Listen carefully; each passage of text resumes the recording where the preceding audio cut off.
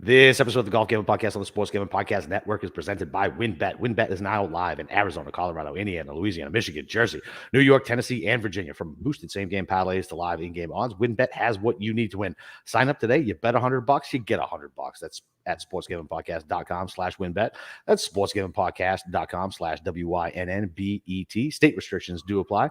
And we're also brought to you by SGPN's Big Game Squares contest, $1,000 prize pool, and completely free to enter. Just go to sportsgamblingpodcast.com/squares to enter today.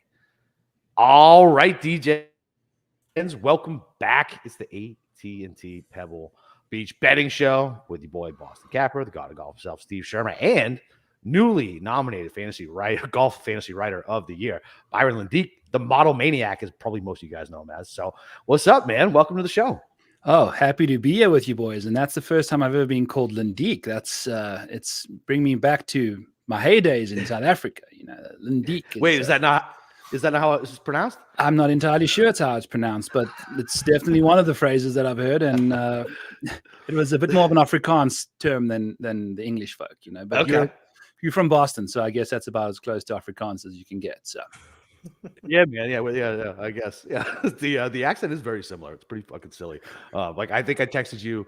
I think we did like one of the Wiley's like spaces, and I was like, "Holy fuck, this guy's South African." I DM'd you, and I was like, "Holy shit, man!" And I had no idea. Nobody had any idea. You blew everybody's mind that night. I know. It's so funny when that happens, dude, because I'm like this anonymous person on Twitter, and then you know, you get me behind a microphone and it's like, whoa. So yeah. I mean, definitely, yeah. I think you sound like with the South African accent, like whenever you talk about data and stuff, like you just sound just more credible every time I listen to you just talk about this stuff. Like you could be like points and points off with your strokes gain data. I'm like, yeah, like that's reasonable that Zalatoris is losing 2 strokes around because, you know, just the way you talk there. It's definitely adds to your credibility for sure. Absolutely. I can't wait to speak about Matt Kuchar leading the field in driving distance this week. So that's definitely something we want to get into. And we can talk about Tom Hoagie being the best putter in the field too. So that's lots of stuff to get to. So gross. This field is gross. It should be a good tournament though. Like other than the Saturday coverage, which is absolute garbage. Like, I don't know. It's fine. It is what it is. Steve talked about it, and the PGA misses out so bad this week. There's no fucking football. Nobody really cares about hockey and baseball until the playoffs in this country. And they could have the sports world by the balls. And this is the shit that they put out. Bill Murray and, as Steve likes to say, Larry the fucking cable guy doing the yucks. Like, what is the point? Like, come on. Like, there's such a missed opportunity here. Like, if they had made it an elevated event, which they could have, they chose what to make elevated events and what not to. The week where there is nothing going on with football, why didn't you make this week a fucking elevated event? Moynihan is a goddamn moron. And I know this because Steve, he came from the Bank of America trade. And the Bank of America executives, I used to work for the company, complete fucking morons. Morons. You okay over there, Capper? You said to get all that interest? Sorry. Hey, let's take a drink there, buddy. Easy, buddy. Let's go. So, yeah, I mean, after that little rant about the commissioner there, so why don't we talk about the actual golf tournament? Yeah, like, listen, this is a really crap field, and so Byron, like, you know, obviously, like the last couple of weeks, like we've had a really top-heavy field as far as like, you know, Amex, you had Xander, Rahm, Cantlay. You have, last week, Rahm, JT, all those really top players. Now we get to like, it's a top heavy field, like 3 guys, but like, to me, it kind of seems like they're not quite as invincible this week where I don't think I have to worry about them really just like if they're maybe chasing a little bit, like if somebody I have, like, I'm not sweating all that much. You kind of feel the same way that like, I mean, yeah, like these are 3 really big names of the field, but they're not quite as like invincible as what we saw the last couple of weeks. Absolutely. How I do my model and stuff is it breaks it down into a power rating, not a ranking as well. I take the rating and turn it into a ranking, but the numbers that I have for these for Fitzy and Hovland and Spieth aren't that much of a gap between. I've got Matt Kuchar sitting in between Jordan Spieth and the other 2 guys somehow. Oh, so yeah, that's what's going on in my model this week. So we're in for a hell of a week. Oh my God. Andrew Putnam not too far behind. So I'm totally okay with what's going on this week. You know, I think the model's kind of getting weird on me, and I think that's exactly what we're looking for this week. So I'm all about it. I'm not too excited about getting super exposed. I'm pretty much betting all my units at a third of a fraction, because I don't want no jabronis getting in the way of my profits and things like that this week. So kind of just taking it easy, but still getting some action in there and just seeing how it goes. Yep. So there you go. So, I like it. So as you build out your model this week, like obviously everybody talks about with this place, like, all right, you gotta be a really good putter on POA, like a lot of short iron stuff. Like, is there any sort of like stats that you feel like are either overrated or underrated at this event that you incorporate a little more into your model this week? I'm just a big approach guy. I love throwing that in there. I'm sitting at like 46-45% total approach, proximity weightings, all that jazz. And I think that's it. I think I weighted a few 200 to 250 yard proximity numbers in there to kind of make that morph a tee shot in a way, because I think we're going to see a lot of those 3 irons and hybrids off the tee boxes this week. So I'm okay having heavy, good approach players in the top of my model, which I think is kind of why Cooch is there right now. He's actually hitting his irons pretty nicely. So, yeah, that's the current situation I'm in. But that's savvy, by the way. I never even thought about that. It is savvy. I do like that, but the fact that Kuchar is that high up in the model, it's just so great. I know, bro. I'm scared about it myself. So he checks a lot of boxes, man, this week. Yeah, he does. Yeah, and look, like we're gonna be betting some losers and some bums. Like Kuchar is. Listen, he's a bum, but he's not the bummiest of bums in this field. So I was on him when he was on that hot streak. Was it in the fall? He was on that fucking hot streak, and I started dipping back into him. He used to be a free square at DFS back in the day on these shorter courses. Like, he'd be priced right, he'd be owned 25%, but you had to fucking play him because he was gonna fucking score and end up in the top 10. But I don't know. Kuchar's such a like he just is, like, I don't know. He's just what's it with you calling golfers dicks the last like 48 hours? You called out Jimmy Walker. Jimmy Walker was a dick. Or suffer. He had, he's got Lyme disease. He's probably all mad about that. Maybe he didn't want to talk to your buddy that day. Now you're calling out all Matt Kuchar. Yeah, he doesn't want to pay. Nobody in Palm Beach cares. Knew who Jimmy Walker was. My buddy said, "What's up?" and he couldn't even acknowledge his existence. That's a prick move. Fuck that. Like, no, absolutely not. Fine. All right. So whenever Matt Kuchar gets brought up tonight, or Jimmy Walker even, yeah. All right. Maybe we should just like mute your mic. So it's fine. Let's explain. So good luck. All right. What, no one's figured out how to mute me yet. Yes, there we go. All right. Why don't we take our first break, and then why don't we start getting to the betting card? All right. Well, listen, WynnBET is the official online sportsbook of the Sports Gambling Podcast Network. WynnBET is active in a bunch of states, and there's tons of ways to win, including live betting and same-game parlays, a.k.a. WynnBET's Build Your Own Bet. The big game is here, and WynnBET has what you need to be covered. Great promos, odds, and payouts are happening right now. WynnBET. If you're ready to play, sign up today to receive a special offer. Bet $100 to get $100. It is limited to state availability. And of course, if you hit the biggest long shot parlay of the week, you get $1,000 free credit. There's so much to choose from, and all you got to do is head over to sportsgamblingpodcast.com/WynnBET so they know that we sent you. That's sportsgamblingpodcast.com/WYNNBET. Offer is subject to change. Terms and conditions at WynnBET.com. Must be 21 or older and present in the state where playthrough WynnBET is available. If you or anybody you know has a gambling problem, call 1-800-522-4700. Okay. All right, let's start it off big at the top of the show here. Byron, since you're a very special guest, why don't you kick it off? So who's the first guy on your betting card for an outright this week? For an outright, it's going to be Seamus. He's the shortest I've got on there. I snagged him at the 28s on Monday, and I feel like that's very fair. Guy's got great course history at these kind of shorter tracks, Mayakoba, RSM, Bermuda. Obviously, he won at Bermuda. Was basically about to win here again until Spieth jumped on the edge of a cliff and pretty much tilted Seamus ticket owners off the planet. And hopefully that was fun. Yeah, hopefully he can redeem himself this week. I think he's got all the tools he needs. He's one of those guys that just somehow scores. If you look at like birdie, bogeys, par fives, he's one of the only guys in the top here that's inside the top 15 for all three of those stats for a long-term baseline for me, which is interesting. He's just an old school golfer that just gets it done, right? And I don't think a lot of people grade him out well in models because of his inconsistent approach play. Can get out of whack every now and then. But when he's firing, and I'm totally okay taking an outright shot on a guy that does that kind of stuff. So let me ask you something, Byron. How superstitious are you? I'm not Rafael Nadal that I have to pull my underpants out of my socks every time I walk over a tennis court line, but I wouldn't say necessarily that okay. superstitious. So there's a big mush. Oh yes, I know where this is going. Yeah. Yeah, so we try not to drop his name because whatever, Yes. don't want to shame the guy. But everybody on golf Twitter knows who he's on, and so he is not on my official betting card. But I definitely bet Seamus fucking first thing in the morning, fucking Monday, because I saw it, and because I live in Florida and there's no legal betting here. I have locals who do not offer cash outs, so I am just I'm stuck with it. Listen, I hope the curse somehow gets broken because he was the first click that I had. I know people love that phrase too. First click, just trigger people first click. But yeah, I listen. If it wasn't for the person who is on him, I love fucking Seamus this week. Plus, he's got the best name in the game. I just find it so hard to take that into account. It's what does one person's belief in another person have to do? I find that fascinating, and I refuse to believe it. I mean, so here's the deal, right? So, like, I grew up superstitious. I don't know if it was growing up Irish Catholic or what. And then I was a sailor, very fucking superstitious. I played baseball, very superstitious. Like, so it's just every bone in my body is insanely superstitious. And I get it. It makes no fucking sense to my logical brain, but I just can't. I believe in random shit like that.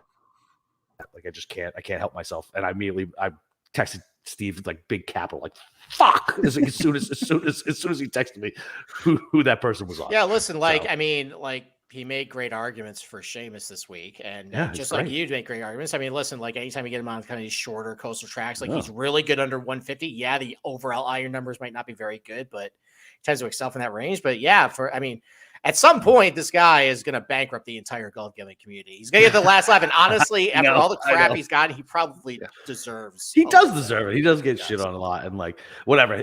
I don't want to get into it. We can talk about it. Because he really is like a stalwart of the golf gaming community for sure. He's done a lot of great things for us. So, I mean, we probably would not be here right now without him. So, all right. So, Byron, all right. So, Seamus, your first guy. Who else is on your card this week?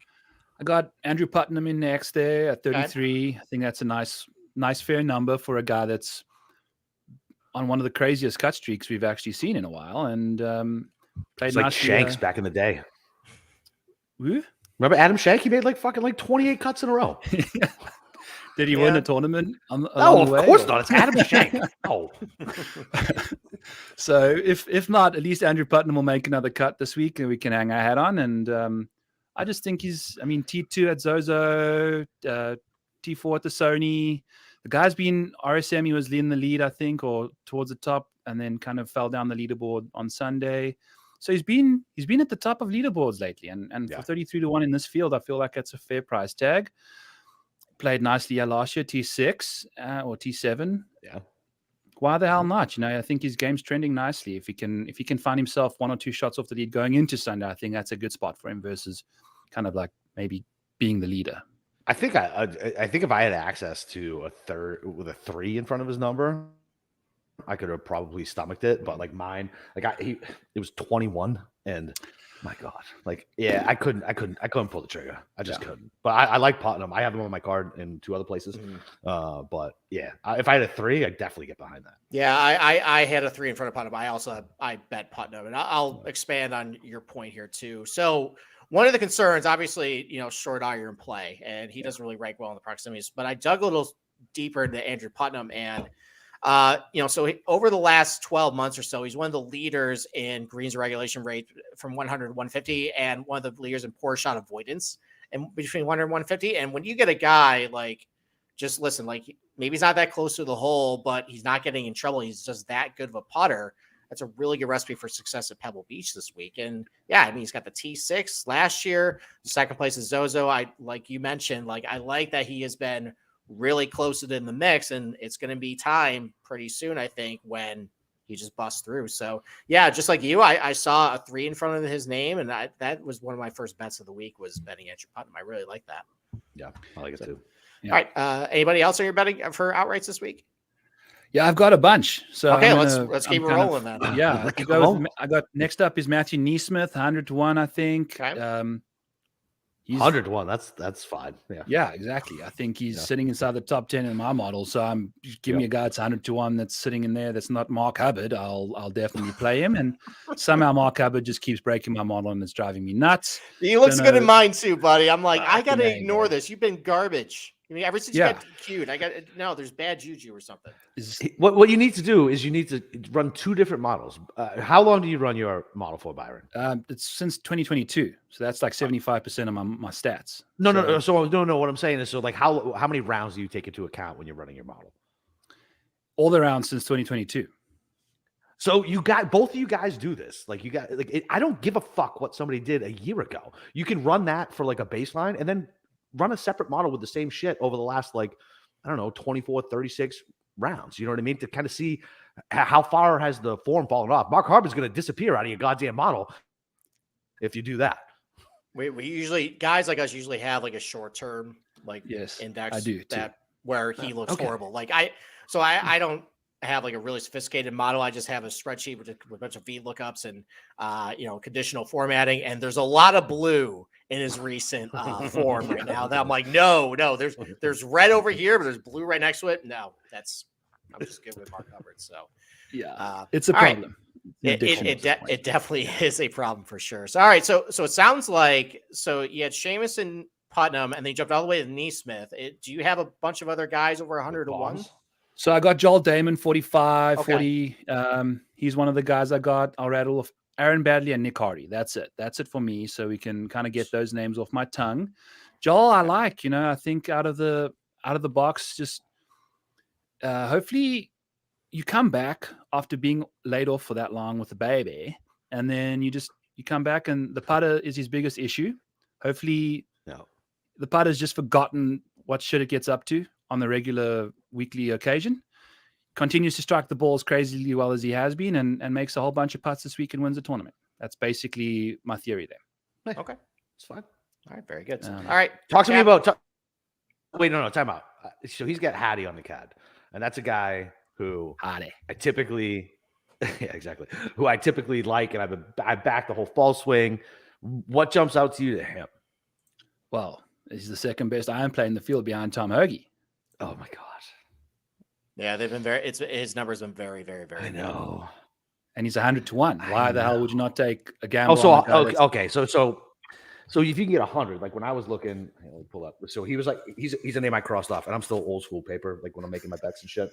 So he was only 52 where I could get him at. Okay. Yeah. 52. See, 52 I don't know if I'd have gone there at 50. Yeah. At 52, because I got some other guys in the 50s that I took instead, and it's just because the proximity numbers for me didn't really do well. And then I don't know, a couple T40s, I think, the miscut, some top 25s over his last like 5. I don't know. Like, listen, I love Nick Hattie. If he wins, I'm gonna be pissed that I'm fucking not on him, especially at like 100 to 1 number. Yeah. So I wanted to hear why you liked him, because I was like, what? No, why? Yeah, it kind of seems like we got a Luke List situation with him lately. Like over his last 6 tournaments, I see really good ball striking numbers going all the way back to the Fortit, and then just around the green and putting, just bad. So, like, listen, at some point he's gonna have a spike week. I know he's kind of a northern guy. I don't think his history on Poe has been all that good, but you know what? All it takes is kind of a decent week. So yeah, listen, 100 to 1 for that ball strike, it's hard to ignore. So I'm cool with that. So he was a really good, or not good, but he was a much better putter before he started striking the ball as well. And I think you can often see these guys, they lean on their coach or their practice regimen and go heavy on the ball striking if they want to improve on that, kind of leave the putting alone for a little bit. And then you see how these guys get better at approach and their putting starts getting worse. I don't know if that's got to do with seeing more birdie putts from a longer distance versus having to like make a few 5-6 footers for par, or if they just neglect their putting while they're trying to work on their irons. So it could be that. I'm hoping it's the second, and he's, now that he's got his irons figured out, he's going to be leaning on the putt a little bit more on the practice green, and we're just waiting. Anyone can putt a putt in from 15 feet. Right, like any one of you or me can do that. But if you put us out in the middle of the fairway from 150 yards away, not anyone can just hit the green. No, absolutely not. So that's kind of the philosophy we're taking here with Nick Hardy, is a little luck. I like it. Listen, I'm fine with it. I just because he's a guy who had written down, and he's a guy who I typically bat. And so when I saw he was in the field, he was immediately somebody who I knew I was going to go look at immediately. And when I saw the number, I was like, nah, I can't do it. I can't stomach that. Yeah. But 100 to 1, I would have been all over it. Okay. All right, Capper, then who's on your betting card this week for outrights? All right, man. So I told you I had no fucking clue what to do. None, like zero. I just felt lost. Right. So it's kind of a weird card. Okay. I feel like those top 3 guys have so much win equity. I'm going to put a nice chunk on Hovland. Okay. Because of the narrative street that bit me in the ass with Fitzy in Boston. Like, nothing triggered me more. I was on tilt for like a fucking week. Like, I couldn't believe it that the narrative actually came through. Oh, you want his fucking U.S. amateur here? Right? I couldn't believe it. I was completely on tilt. I was inconsolable. I thought I was going to quit gambling on golf. But I mean, look, this should be a course that fits him here too. Not only just the narrative, he's played in the last couple weeks. I'm fine with it. I got him at basically 12 to 1. It was like 11.90. One of my local guys has like weird fucking numbers. So, and the way I structured the rest of my card, it's all guys 50 or deeper and much smaller stakes. I'm just going to take a shot with one of the big dudes. I'm going to keep that. What my thesis is that just good players win now. Like, that's just what happens. Like, I mean, last week, who gave Sam Ryder a shot? Nobody. Like, the books didn't respect him. Everybody knew he was going to fucking lose to either Rahm or one of the big dogs chasing him. Like, it was going to happen. And I feel like it's going to be the same thing this week. I could be wrong. Whatever. I'm fucking wrong all the time. I don't care. I'd rather have money on Vic than fucking what's his nuts. Jesus Christ. I got all my favorites saved, but not McNeely. McCarthy. Yeah, no, Matt McNeely. Like, what is he, like 17 to 1? Fuck out of here. Bet 17 to 1. Don't speak that to the youth there, buddy. Okay. I'm just saying. Easy. Like, the guy is a consummate loser. Like, he does not win. And he's 17 to 1. Get out of here. Yeah, I know. That's fine. Go sprinkle it. I know you're going to. No, you're not the other mush, so I'm not going to do that. But I'm a little worried now that you just spoke that into existence. That's fine. And then the rest of mine, we talked about these guys already last night. And let's get. I'm a little biased to this dude, and I got him at 51. And it's Taylor Moore. He has a top 20 here last year. He's in good form. I don't particularly know what he does well, but it seems that's a problem, by the way. I get it, dude. He's fucking 51 to he's 51. Like, it's like, I'm not expecting like, oh, he checks all my boxes at 51. Like, for whatever reason, he putts good on Poa. He played well last week. I like guys coming in with good form. That's one of the biggest things that I bet. It's guys coming in good form, and he has that. And this is a shit field. It's a fucking shit field. So why not? I'll take a spot on a guy that I like at 51. And then same thing with Nick Taylor. I bet him at the RBC Canadian, I think, too. Played well there. Obviously not a comp course, but just trying to think of like times that I bet him. His best putting surface is Poa. It's not great, but it's still his best putting surface. I know he mixes the cut at the Amex, but top 10 at the Sony. He can get hot with the flat stick. He's fine to me. And the same thing, it's over 50. Like, all these guys are gonna have stories that can get holes poked in. Just like the next loser I'm fucking betting, Thomas Dietrich. Like I'm gonna bet Dietrich at fucking 51. The guy can't close. He cannot close. He is the guy Alec Baldwin is yelling at in Glengarry Glen Ross. Put down the coffee, Thomas Dietrich. Coffee is for closers, and he is not a fucking closer, but in this field, he's a good iron player. He can get hot with a flat stick. He's played recently. I feel like his skill level should not be priced at 50 to 1. In this field, he should be 30, high 20s. Like, so I just feel like I'm getting a value at that. I know I always scream about plus EV value. Value doesn't mean shit unless you hit the win. But like, whatever. Like, I'll take Dietrich. And then my longest shot, I went Lanto, man. He's a guy that we used to bet all the fucking time. He came back on the Corn Ferry, showed up last week, made the cut. He's got good course history here, short coastal course. Why the fuck not? 72 to 1. Like, I'll definitely take Lanto at 72. Plus, he was a guy that we used to love to root for. And then everybody just kind of forgot about him because he went away for 8 months with a back injury. So yeah, I like Lanto this week. Okay. All right. So we shared Dietrich as an outright. That's as soon as you knew I was going to bet him as soon as we talked about him last night. Yeah, I mean, like, after I kind of said all the things I said about him, yeah, I knew. And like, listen, I saw the number on him. I bet that as well. His short iron, it's a very small sample size. I wish we had this data from the European tour so I can actually verify it. But, you want me? I can pull it up for you. Hang on. Like his proximity numbers, and all that stuff. Yeah, I can get it from Rick. I looked at it earlier. It was Okay. It was good. All right. Regardless, his proximity numbers from with the short irons have been pretty good.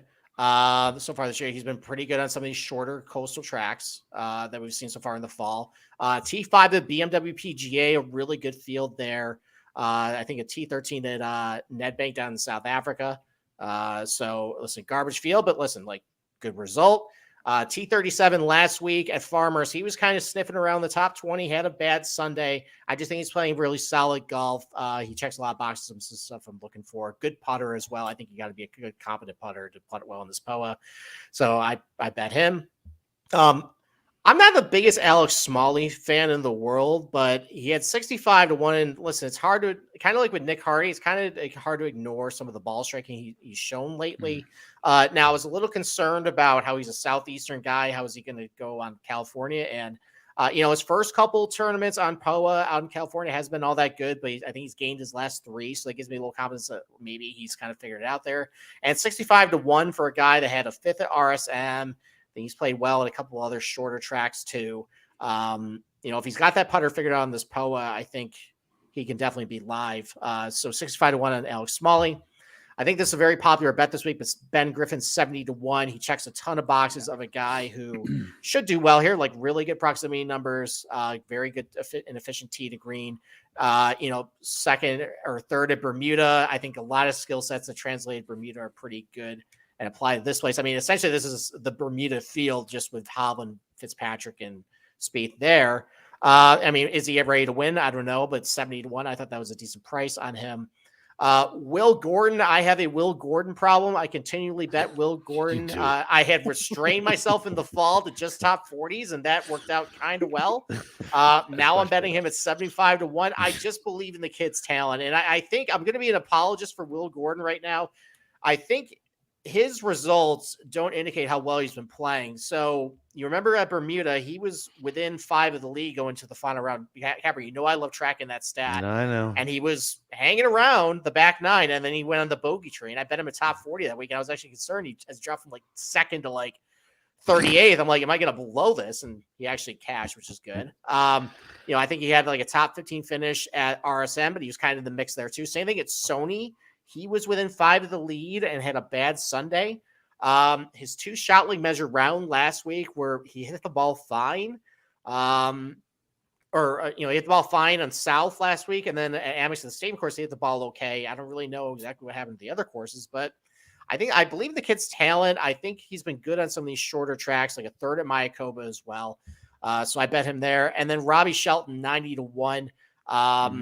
His short iron numbers have been really good. And again, he's been pretty solid some of these short tracks. So yeah, he didn't really do very well at Farmers last week. That's not a Robbie Shelton course, but at T6 at Amex, he had a couple other good finishes in the fall, some of these shorter tracks. I think that guy is also someone who can, occasionally get hot with the putter as well. So Robbie Shelton, 90 to 1. I thought that was a decent price. So that's the outright card. I'll have one more FOMO bet that'll come out tomorrow night, but you guys are gonna have to wait for that. All right. Like it. All right. Do you want to do the last break before we break down the rest of the betting, Ken? Yeah, absolutely. All right. Well, listen, the big game squares contest, SGPN is giving away $1,000 in their big game squares contest. It's completely free to enter. All you need to do is follow the Sports Gambling Podcast on Spotify and give them a rating. Then go to sportsgamblingpodcast.com/squares to enter for your chance to win a free big game square. How petty is the NFL, by the way? The fact that I have to read an ad like that where we all know what game we're talking about and I have to say big game. How petty is the PGA Tour for suspending our Twitter account, apparently, because Cameron showed a video of from the coverage. Oh, you didn't see that? Yeah. Are we suspended? I knew because I couldn't go live on Twitter, so I couldn't figure out. Yeah, we got DMCA'd for that. Rookie move by our producer. You can't dude. Cross the PGA Tour with that. Mayo got shadow banned. I was like the first one to tweet at him. I was like, bro, I think you're shadow banned. God forbid people who like to bet on golf and spread the word on golf, like the PGA Tour's fucking worst. There are such a bunch of relics, dude. It's ridiculous. It really is. It's so bad. Like, grow the game. Like you have people out here who put hours of time into doing this and putting content out and like spreading golf. Like, degenerate gamblers should be exactly who you're fucking targeting. People between 30 and 50 with disposable income that will gamble on shit and probably play golf anyway and don't realize that they can bet on golf. Like, yeah, I didn't always bet on golf. I was like, I like golf. I follow golf. I watch golf. Maybe I should see about betting on golf. And that's literally how I got here. Yeah. You know what I mean? Like, that was it. Like, yeah, Byron, I should ask you how I know that you played like college golf. How did you actually start betting on golf? The pandemic, man. I'm an accountant, so oh god, there we go. You know, that's how it CPAs, goes. baby, let's go. I'm a quarter CPA. Oh, okay. I finished fire and I couldn't get further than that. I guess I just lost it's interest because accounting is just boring to me.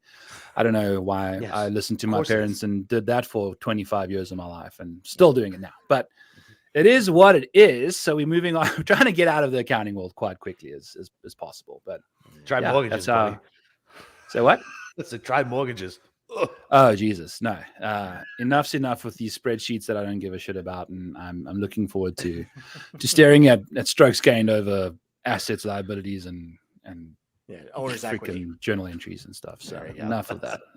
All right, well, we transition back to golf then. So, yes. Byron, do you have any matchups you like this week? I do, but before we go there, I have to say, Aaron Badley at 210 to 1. We didn't get to chat too much about him. 210 to 1, Aaron Badley. All right. Guy's he's been doing some stuff. You know, he popped up at the Bermuda when things get windy out there. I think he's the kind of guy that you want to look for. I think the wind and the hair and whatever you want to call it kind of goes into like a synchronous, beautiful place. And 210 to 1 for a guy that's typically been a good golfer about a decade ago and is kind of having a bit of a resurgence is something I'm interested in this week. And I think he's been showing some stuff, especially on the short game side of things. He can make up some ground there. Yeah, I mean, I think his iron numbers. He's got a top 25 in his last 3 years.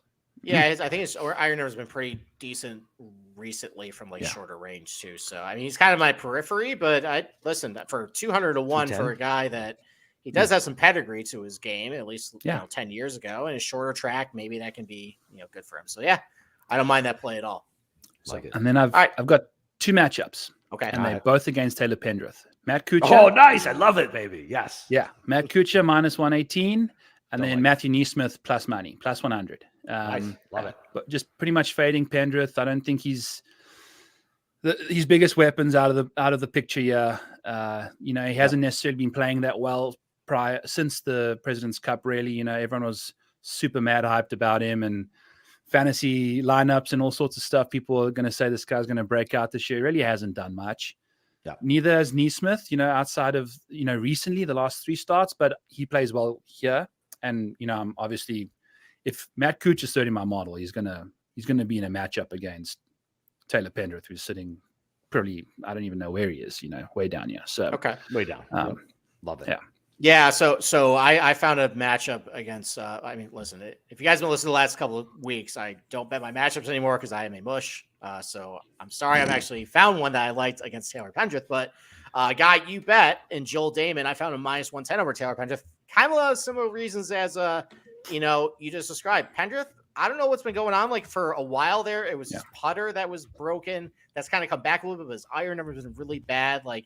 He gained so many strokes off the tee. That's neutralized a lot this week at all 3 of these golf courses. Maybe not at Spyglass Hill, but at Pebble and Monterey for sure. I don't really like Pendrith a whole lot this week. So you found a Joel against Pendrith? So so the first matchup I bet, I got Dahmen over Pendrith, and I got him at plus 115. Whoa. I got plus money. I was Hell very yes, excited dude. to click that button. That was the first matchup I bet this week. Because I wanted to tag at Pendrith. I could only find that one. I haven't looked at my other two yet. I'm trying not to go nuts this week. Try to wait a little bit for next week, but I don't know. By the time tomorrow night rolls around, I'm sure I'll have fucking way too much, like I always do every week. Okay. But yeah, so yeah, I love it. I love the fact that we're all targeting Pendrith. Yeah. That's good. Are we all 3 on fading Pendrith in matchups? What are the chances of that? Love it. What could go wrong? Exactly. There you go. All right, Capper, what about you? What are some other ones you got? All right, so I got Putnam over Denny McCarthy just because just because, like everything you guys said about Putnam, like I would have bet him if he had the 3. Everything you guys said, and the Denny McCarthy, like whatever. Like he shows up and he goes 35, 45, miscut, 50. Like I'll take my chance on that, and it's only minus 110. Fine. Like I'll eat the 10-cent juice on that. I really like that play. And then I'm sorry, Steve, but you're actually going to be torn on this one. So I took Shelton over Will Gordon. Okay. Because I just think everything you said about Shelton, I dug into him last night. I just think he's in better form. He's got better power numbers. And isn't Will G his biggest strength is fucking off the box? Mm-hmm. Yeah, right? I mean, it is. Like his around the green numbers are bad. His proximity numbers are bad. He's missed the cut the last fucking 2 times. And so the proximity numbers, how long are you going with the proximity numbers? I'm going 24 rounds. Okay, it's very short. That's probably not capturing what happened last fall. But I don't care what happened last fall. What are you doing today? Okay. We argue about this all the time. Like I get, like I'll look at longer stats, but I weigh what he is doing recently much more than what he did a year ago. Okay, so if he had a cold last tournament, like you're just going to hold that against him, right? It's 24 rounds. Okay. It's not last. Maybe it's a really long cold. Okay. And then I took Lanto over Lipsky because fuck Lipsky. BK's big on him, which means it's time to fade him. I like Lanto this week. Like I feel like he's going to be another bug in my ear that I'm just going to end up betting way too much on throughout the thing because I used to bet him. But listen, he missed the cut at the Amex. He's towards the bottom of the field from 125 to 150. He doesn't necessarily pop well on POA. And yeah, man, I like catching. It's another plus money one. I got to plus 110. So yeah, I'm gonna take that all day. And then it's not even just because you're on the show, but I took EVR at plus money, plus 125 over Davis Riley. What does Davis Riley do? Nothing. Like he's wild off the box, wild. And I pulled it up earlier. Where'd it go? Yeah, I asked last week if Davis Riley was dead. I almost asked that again this week because I mean, I think he's the same price this week as he was last week in DFS, and it's a much worse field. He putts like shit on POA.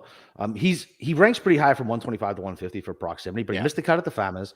T65 at the Amex. Like, yeah, dude, and I'm getting plus money on.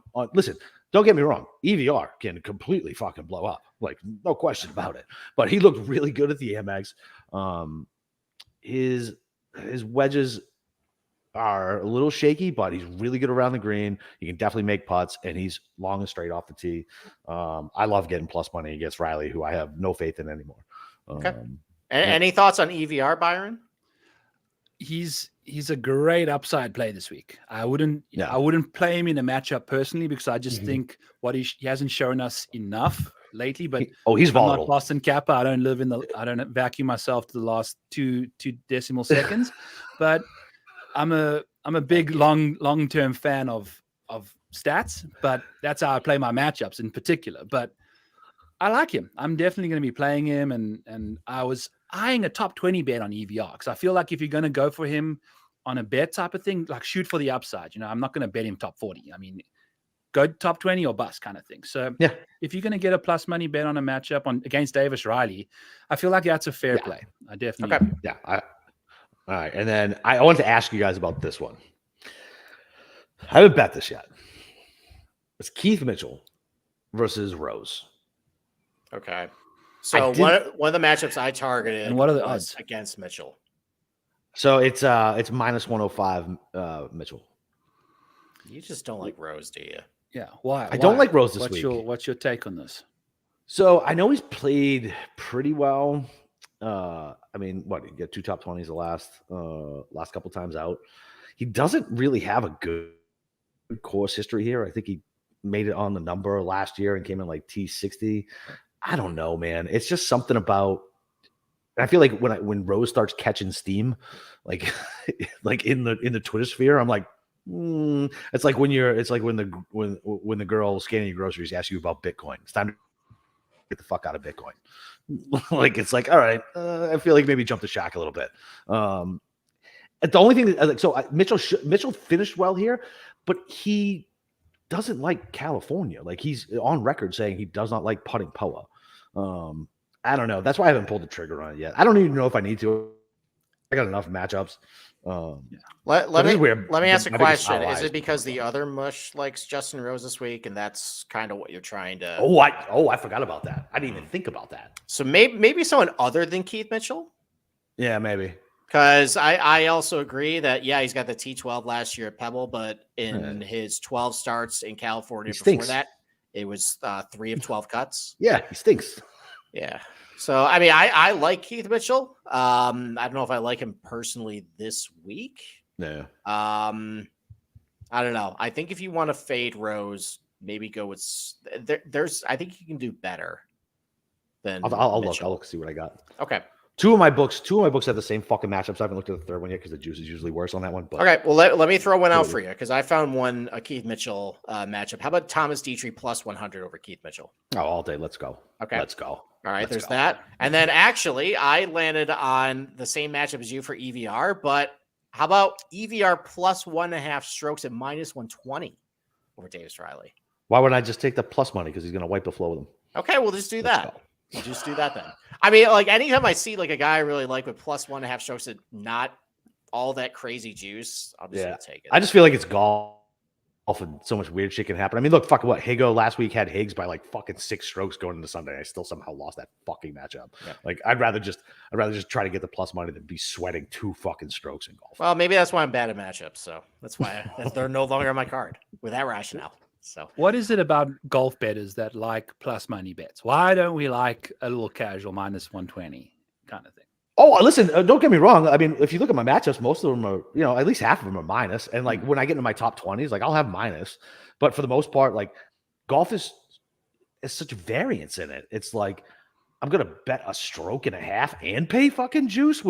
Yeah. And I don't know. Did he get in a fight with his wife on the way to the course and his fucking short game's going to be all fucked up?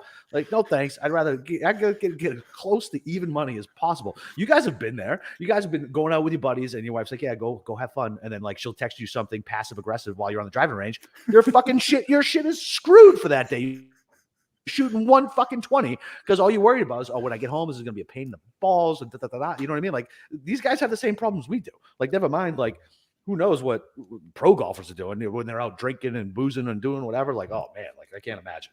Well, John Daly showed up with a knife cut across his cheek, didn't he? Exactly. Yeah. Robert Allenby apparently got jumped in Sony. So. Oh wait, that was the fake guy, right? Was that the fake one? Yeah, I think he just fell on the curb. Yeah, he was hammered, and then his wife like divorced him or some shit.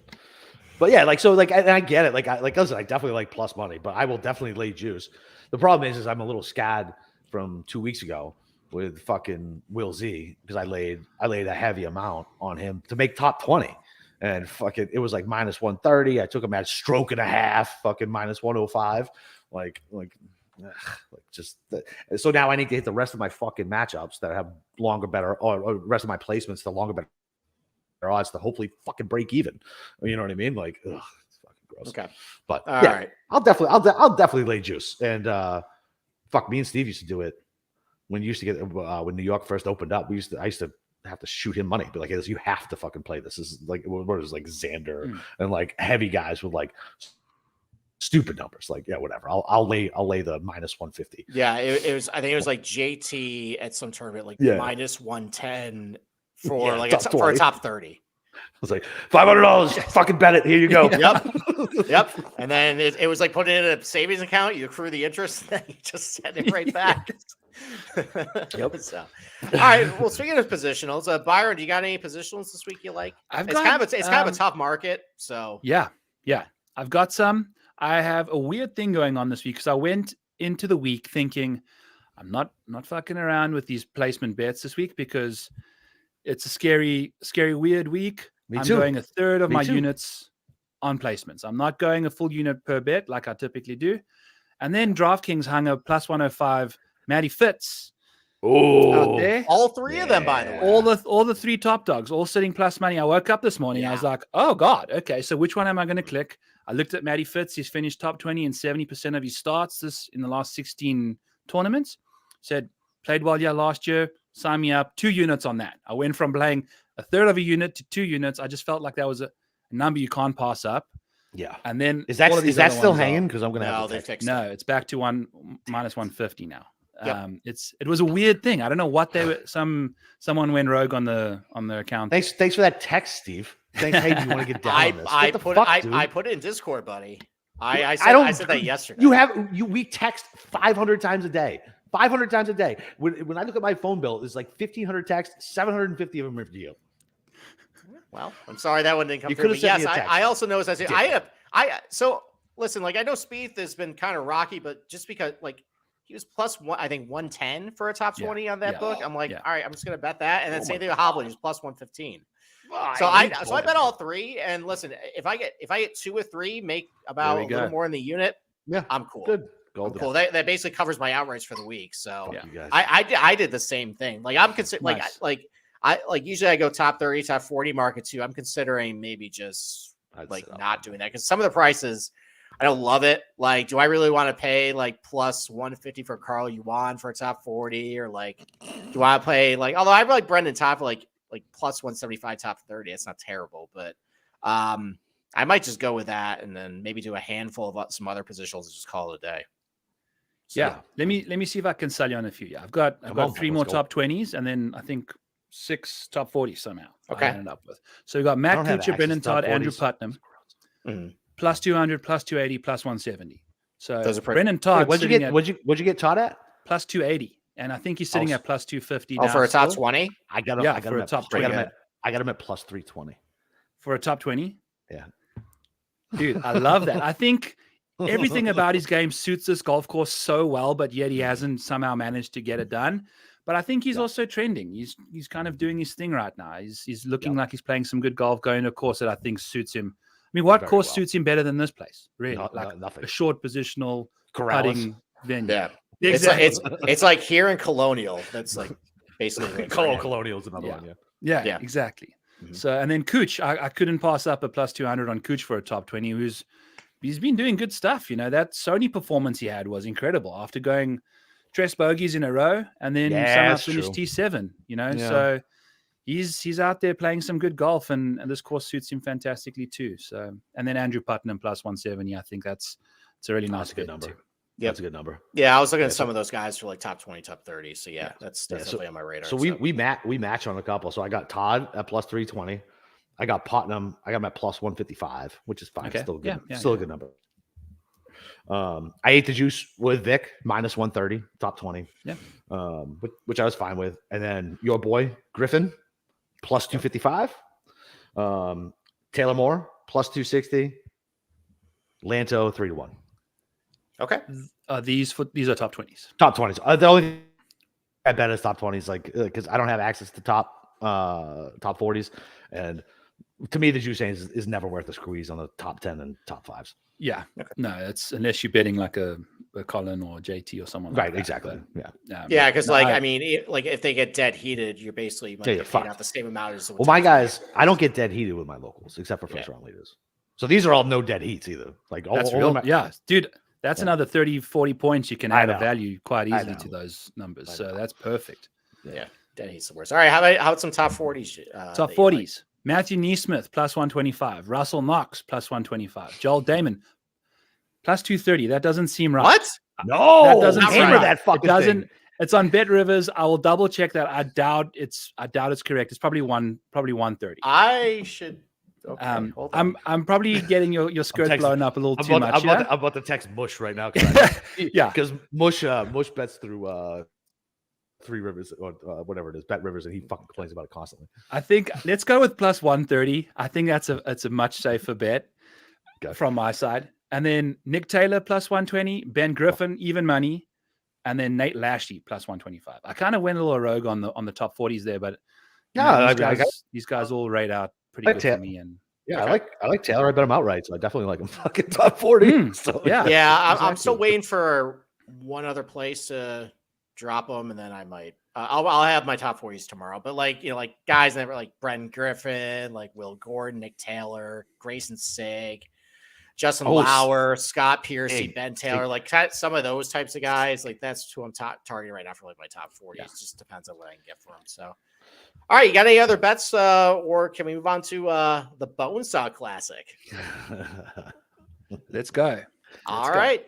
Okay. So I'll give like a brief course preview of this place. So it's a Pass Column golf course, very short, only 7,000 yards long.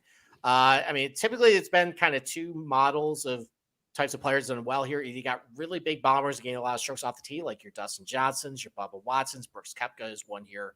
Or you got kind of your guys that just hits a lot of fairways. Graham McDowell is one here. Abe Answers is very good here too. So, kind of like a mini version, maybe like Bay Hill or something. For my outrights this week, I kind of just listened. Like a lot of these guys haven't had a lot of stats. Kind of went a little bit with narratives. I did not bet a lot on this event. It's kind of just to pique my interest a little bit. There were some fun narratives I kind of grilled up in my head that I would like to see happen. So those are where my bets are going to be. Byron, do you have any bets for the Saudi International? I'm busy scrabbling, looking at numbers now because I totally forgot we were going to talk about this. That's okay. That's fine. Go That's ahead fine. and just keep speaking. Okay. I'm going to cram something in your last minute. So I have two bets, and they are just 100% on brand. Steve, I want to know if you can tell me the two golfers that I bet that are on brand. Kokrak? What? How's that fucking on brand? You love Kokrak. I used to love Kokrak. Okay. He's my favorite Texan. All right. Who is it? I've been talking a lot of. One more guess. You got to get at least one of them. Who's in the field? Cam Smith. Okay, there's one. Who's the other one? Think about who's in the field. Cam Young? No. The Eater, baby. Fucking 20-1 coming off a top 3 over in Dubai. Let's go. Let's go, Herbert. Come on. Okay. Lucas Herbert. Yeah, man. I love that fucking guy. All right. Dude. And I got him 20-1. That's not bad. Yeah, so 20-1. And then you're going for a guy who hits it a pretty long ways. Obviously, Lucas Herbert. Hell yeah. Yeah. What did you get? He won Bermuda. That's by the ocean. This is also by the ocean too. So Cam was 9, but whatever. Like I always bet him. Oh, I'm in on Cam 100%. He was that's it. Single bullet. Let's go. Yeah. Yeah, exactly. So throw like $25-$50 on Herbert and then like you said, like a Hondo 150 on Smith. Let's go. All right. I mean, did not bet a whole lot of money. I bet 4 guys, kind of for my own entertainment. So I found a Cam Young at 14-1. Obviously, I don't really need to go to a lot of explanation about how great of a golfer he is. Just kind of like a fun narrative in my head. I can see this going one of two ways. Either he is here, maybe the PGA Tour sent him just to destroy this live field and kind of embarrass everybody. That would be a fun narrative if he ends up winning. So I would kind of want to have some money behind that. Or it's the ultimate heel move and just like the NWO, just, turning bad guy. He's been with live all along and then he wins. And maybe somehow like all of this is just made up golf. It's CGI'd everything. And it's fake, and they rig it so he wins. Christ. And do you believe Hamlin is alive, Steve? No. Listen, if Henrik Stenson could win a fucking event after stripped from captaincy, like that raised my alarm bells that maybe this isn't quite legitimate. So I know. Listen, I'm saying this tongue in cheek, but he also fits this golf course. Same thing with like Amito, by the way. Like if this all is completely fake. Why haven't they announced that he's on live? I think this would be a great time for him to win. And then this is his grand debut on the live. So that'd be good. See that. What number was he at? What number did you get him I got him at 33. I thought that was a good price. I'll pull it up. Hang on. And then Bryson at 35. I feel like I just have to pay it just because of the upside. And listen, like he was bad on live last year. He was injured though. Like he had the hip injury, he had the wrist injury. We've seen guys when you have a lot of wrist injuries, like a Daniel Berger or Hideki, it takes a while to come back from it. He also lost a lot of weight too. I'm very happy about that. He figured out he didn't have to be JJ Watt in order to hit it 350. So if he's coming in healthy, he can do a lot of good things here. I know he didn't play well on live, but I kind of like how it seems like he's gone away from the big weight gain and maybe going back a little bit to his roots and still kept some speed. I kind of like that with him. And then Matthew Wolff, 35-1. He's got some really good Saudi results. He's got a couple top 10s here. And, I know we make fun of a lot of guys who've gone to live. I actually think going to live was a good thing for him because it just seemed like he could not count it on the PGA Tour just for whatever reason. He wasn't cut out for that. But like, as soon as they talked about it. It was his mental health, man. They just couldn't deal with it, which is fine. Right. Like, not everybody can. Like, it is what it is. But as soon as he actually started playing live, like now he's not hitting 80 balls out of bounds or into the water. He's actually posted like pretty good. Like, I know it's bad fields, but like he's actually hitting good shots. And I think, listen, he got paid. He doesn't have to worry about grinding and keeping his card. And he has a bad round. It's lifted a lot of pressure off him. And I think for a kid like that, just to get freed up, I mean, now he just lets his talent take over, and he's a really talented guy. Like, there's a reason why he had all that hype coming out of college. The reason why he was 54 leader at Winged Foot. There's why he won his third event. So maybe I'm an apologist for Matthew Wolff like I am for Will Gordon, but I believe the kid's talent at 35-1 for a kid I've seen do really well in this golf course. I bet it. So speaking of head cases, talk to me a little bit about Cameron Young. Okay. What's going on with his putting inside of he can't putt. It's like he's one of the worst on the tour right now, putting from inside. It's bad. It's bad. Like, he's so long, and like, I don't know. Like, I was talking about this on the last couple events. Like, I mean, it's just, I mean, putting just goes sometimes, right? Because putting is so mental, and like, I don't know, maybe he'll get it back, but I don't think he's going to get my money until I at least see something on the fucking greens. Yeah, I mean, listen, it wasn't a heavy amount. It was kind of more the narrative. I think it's going to be a content bonanza if he ends up winning this thing. And like, the PGA Tour is going to have a giant thing over live if that happens. So. I can't find Mito's number. Like, this fucking local doesn't have Mito in the fucking field. Yeah, just look for Pereira. It might be. Thanks, buddy. Thanks. I'm looking by the last name. This guy has it set up like he's the beautiful mind chat. It's not alphabetical. It's not like fucking. It's not by number. It's just just throw them all on a fucking page, and you dig through and find it. My eyes bleed. Okay. All right. Sorry. All right. Well, with that, Byron, thank you for coming on the show tonight. We really appreciate it. Why don't you tell us where we can find you? Give it a couple. Wait, real quick. After I'll let him make his plugs, but I don't think he ever answered. So I've been to the Seychelles, and so have you ever been to the Seychelles? No, I've been to Germany for 14 hours, and then the United States. That's it. That's it. Okay. Yeah. Okay. Seychelles is beautiful, man. We had a couple of South African guys and girls.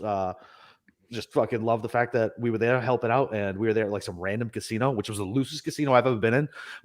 I was standing behind my buddy looking at everybody else's hole cards, and I was drunk, so they must have known I was doing it because I was not being slick, and I could see what they were, and it was like the three card poker, and I just tell them to bet or not bet, and they bought our drinks all night. It was a fucking good time, man. I had a good time in Seychelles. Hey, dude, Africa's amazing. It's just poorly run. That's pretty much the general theme across the planet, the continent, and the planet, I guess. But I was about to say planet's accurate. Planet's accurate. You don't have to pull back on that one. So, all right, Byron. Why don't you give a couple plugs? At the Model Maniacs, pretty much the hub for everything you can find I'm doing. Rotoborder.com is my place that I write all my articles for. That's kind of where I got that FSWA nominee from. They've been fantastic to me. And then Back Nine Bets is my podcast that I do on Mondays and Tuesdays, and I have a guest on a Monday and I do a solo show about 2 hours ago on my own, just kind of running through the model, checking out what's going on, running through all these bets and chatting about DFS and having a good time, So. Okay. Nice. Can people go vote for you for the writer of the year? Is it like my a public sister thing, asked or the is same it like question, and it's a no. It's just okay. We'll just wait and see. They just put it out there, and now we just wait. So one of my worst things is eagerly anticipating disappointment. It's just how it goes. So hopefully we can just have the speech and snag it. Yeah, have the speech in your pocket, just in case. Have some cocktails that night, and yeah, man. Well, good luck, seriously, man. I really appreciate you being on the show, and I assume everybody who listens to this follows you on Twitter, but if not, he's a fucking amazing follow. The graphics that he puts out, the stats that he puts out, and his articles over on Roto are solid, man. So yeah, man, really appreciate having you on. We'll have to have you on again, man. I appreciate being on the show with you too. Yeah, absolutely. All right. Well, listen, you guys know where to find Steve. Find him in the Discord. He is not on Twitter still. And you can find him over on the Discord channel. I'll pop in randomly, and then Paulie shames me for not being there enough. And then you can find me on Twitter at Boston_Cap. Other than that, it's Pebble week. We got a big week next week. Cross sports bets, waste management with the Super Bowl.